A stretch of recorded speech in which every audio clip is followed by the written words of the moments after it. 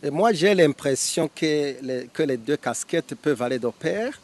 J'ai l'impression que, puisque dans la religion, les leaders religieux enseignent la paix, enseignent l'amour d'autrui, ils enseignent l'unité de Dieu, le pardon, ils enseignent toutes les bonnes qualités qu'un homme qui se respecte, qu'un individu qui respecte, qui aime son pays, doit nécessairement avoir.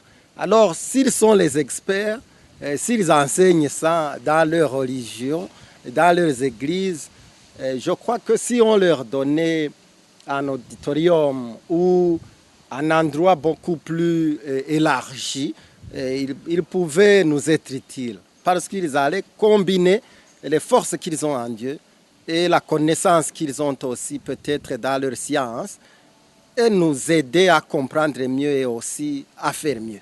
Bien sûr, ils disent que si on est politicien, on doit se limiter à la politique seulement, comme le français le dit. Laissons la politique aux politiciens. Mais en acceptant que c'est correct, on aura perdu beaucoup de choses.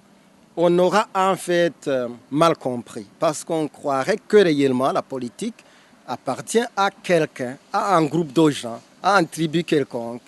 Et on dirait que la politique appartient aux gens qui viennent dans certains coins ou dans un groupe quelconque. Alors que réellement, si les leaders religieux sont des experts dans ce qu'ils disent, dans ce qu'ils enseignent, la paix dont on parle, que Jésus leur a laissée, et qu'il dit que je vous laisse la paix, ma paix je vous laisse, et je vous laisse la paix en abondance. En fait, il dit, je vous la donne. Si réellement les leaders religieux ont reçu cette épée et qu'on leur donne l'opportunité de partager cette épée, je crois que ça serait une bonne chose. Il faut seulement les croire, il faut leur donner cette opportunité, selon moi.